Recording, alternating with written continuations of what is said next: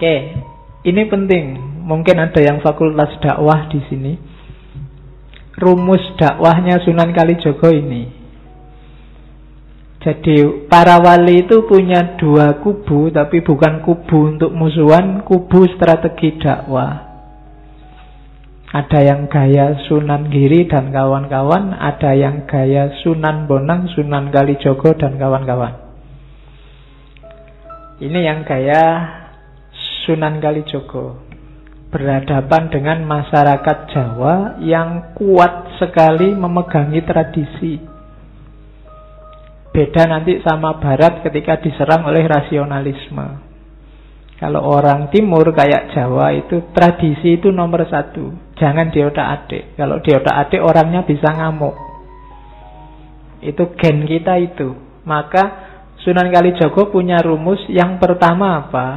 Kalau ada adat yang sekiranya tidak cocok sama Islam, tapi susah diubah, ya diubah cuma pelan-pelan, tidak kesusu, dan tidak pakai kekerasan. Kalau pakai kekerasan, apalagi kesusu, hasilnya pasti kontraproduktif. Maunya orang tertarik dan serius berislam, bisa jadi dia malah lari. Tujuannya dakwah itu kan biar orang seneng. Maka pelan-pelan, ojo dipeksa, apalagi diamuk, dipentungi, biar Islamnya benar. Tidak bisa. Tidak ada orang yang habis dipentungi terus ikut ideologinya orang yang mentungi. Yang ada dia ingin balas dendam. Jadi gayanya Sunan Kalijogo ya ndak, pelan-pelan, sedikit demi sedikit. Oke.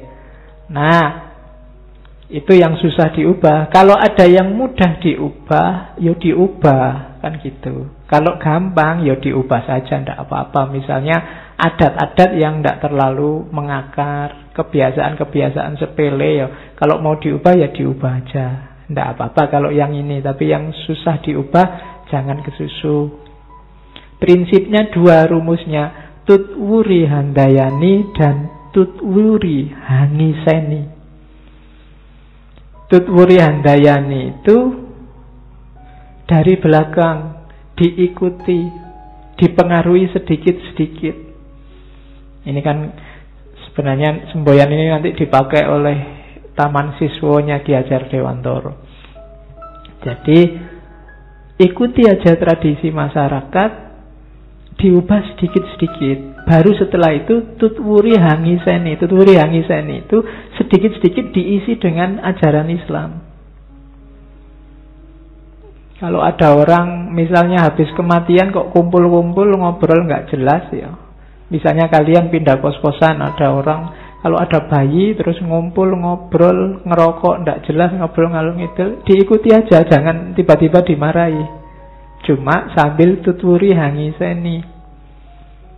Masuklah ke sana, ikutilah, isilah sedikit-sedikit dengan yang baik. Lama-lama mereka berubah. Makanya jangan kaget kalau ada wali-wali tertentu yang kerjaannya masuk ke lokalisasi, masuk ke bar, masuk. Itu mereka membawa prinsip ini. Lah kalau orang-orang yang di lokalisasi nggak ada yang mau masuk, dianggap haram, dibakar saja, ya nggak jadi dakwah. Yang sesat tetap sesat. Kalau mendakwai kalian yang sudah pinter buat apa? Wong wis apik, dakwah itu ke yang jelek. Maka jangan dimarahi kalau ada wali yang dakwah ke sana. Ya meskipun kalau kalian saya tidak percaya. Ya, kok kalian lokalisasi kok ke sana dakwah, Pak? Tidak percaya aku. Ngajari tahajud itu loh, Pak. Ya, tahajud kok sujud terus tidak nganggu. Ya, jadi mereka ini Tutwuri Hangiseni diisi sidik-sidik. Ya bayangkan ya, saya bayangkan misalnya orang-orang mabuk, orang-orang preman-preman itu tiba-tiba ono kiai ikut duduk bersama mereka. Nggak usah kiai itu ceramah, yang mabuk sungkan dewe. Lama-lama bisa bubar itu, tidak jadi mabuk di situ. Itu pendekatan kultural namanya. Oke, jadi tutwuri handayani, tutwuri hangisani. Diikuti pelan-pelan, diubah pelan-pelan. Jangan dimarahi, jangan disesat-sesatkan, dikafir-kafirkan. Nanti mereka lari dari Islam.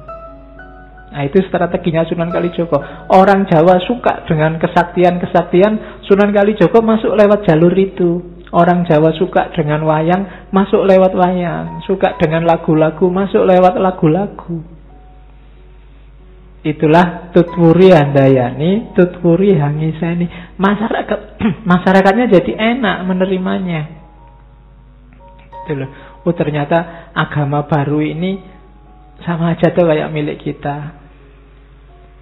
Jangan-jangan lebih sempurna, kan orang mikirnya ke sana. Oke. Makanya orang Jawa yang suka sakti-sakti, Sunan Kalijogo menunjukkan, wah aku ya iso sakti, bahkan lebih dari mereka. Itu kan masuk pelan-pelan sambil ngisi. Sama kayak Nabi Muhammad turun di Arab, orang Arab terkenal dengan dunia kepenyairannya, masuk dengan Al-Quran, punya nilai sastra yang luar biasa. Jadi tidak datang tiba-tiba dipukuli semua biar masuk Islam, enggak. Ditarik pakai Quran yang nilai sastranya luar biasa. Dan yang terakhir, anti konfrontasi. Jadi prinsipnya mengambil ikan tapi airnya tidak keruh. Kalau airnya keruh, itu ya semua ikannya bisa mati. Nggak jadi ngambil ikan. Bahkan dai-nya juga bisa ikut mati. Kalau kamu dakwah dengan keras, terjadi kerusuhan, nggak cuma yang rusuh yang korban, kamu sendiri bisa juga jadi korban. Maka mancinglah tidak dengan mengeruhkan airnya. Hasilnya ada tapi airnya tidak keruh.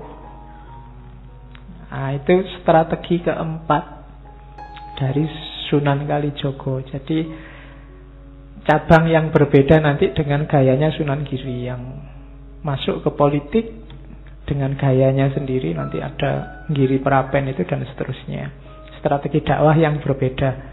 Tidak ada yang salah, asal konsisten dengan niat dan teorinya masing-masing.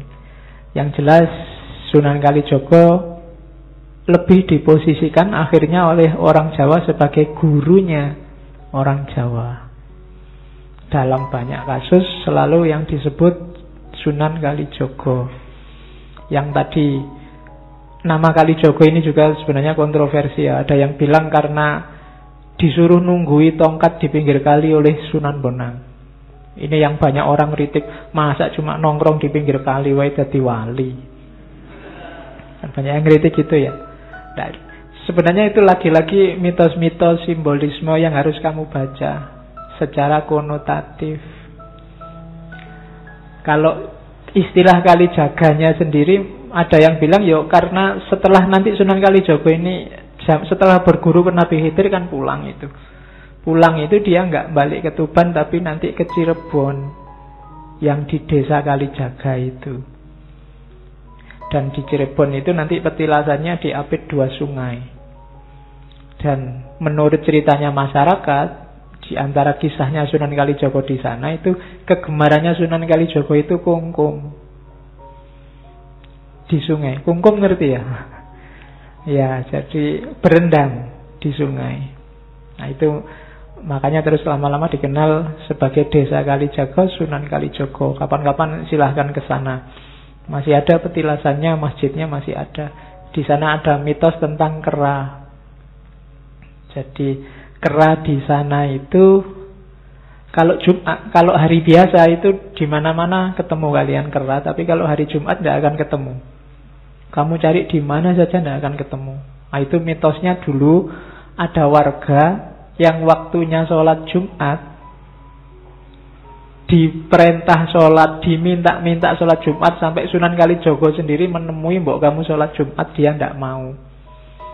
Akhirnya Sunan Kalijaga jengkel, terus balik badan sambil bilang, sing ra gelem salat yo kaya monyet, kaya bedes. Nah, akhirnya dia berubah jadi monyet. Terus mitosnya di sana jumlah kera di sana itu 77 dan nggak akan berkurang, nggak akan bertambah. Kalau hari Jumat berkurang 1. Nah, yang tadi dikutuk oleh Sunan Kalijaga ini jadi manusia terus sholat Jumat, tapi Jumat balik lagi jadi kera. Ya, nah itu mitos-mitosnya. Yuk bacalah secara konotatif. Jadi, ya itu pasti ada maknanya simbol-simbol itu. Tergantung kita membacanya. Oke, itu strategi dakwahnya.